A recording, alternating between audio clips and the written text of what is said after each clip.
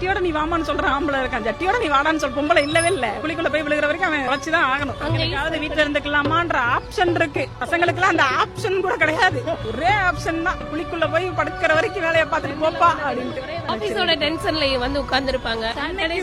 நீ எனக்கு பூ வாங்கி தரல, அது ஏன் அப்படின்னு சொல்லி நாங்க ஆரம்பிப்போம். உங்க அம்மா என்ன சொன்னாங்கன்னு தெரியுமா அப்படின்னு நாங்க ஆரம்பிப்போம். அவன் அங்க செருப்படி வாங்கிட்டு வந்திருப்பான். அது எங்களுக்கு தெரிஞ்சாலும் நாங்க எங்களுக்கு இது தெரிஞ்சே ஆகணும். அம்மா முக்கியமா இல்ல நான் முக்கியமா ஆனாலும் கேட்போம், சொன்னாலும் கொண்டுருவோம். நாங்க முக்கியம் சொன்னாலும் நாங்க நம்ப மாட்டோம். அந்த வாயில இருந்து வார்த்தையை கொண்டு வரோம். வைப்போம். வீட்டு வேலை செய்யறது கஷ்டங்களா இல்ல ஆபீஸ் வேலை செய்யறது கஷ்டமாக்கா? வேலை செய்யறதே கஷ்டம் தான். அந்த ஒரு பொண்ணு ரீல்ஸ் போட்டுருந்துச்சு, நான் வேலைக்கு போயே தீர்வேன் அப்படின்னு போயிட்டு அடுத்து உட்காந்து இப்படி வெங்காயம் உரிச்சுக்கிட்டு நான் ஏன் வேலைக்கு போனோம் அப்படின்னு சொல்லி போட்டிருக்கோம்ல.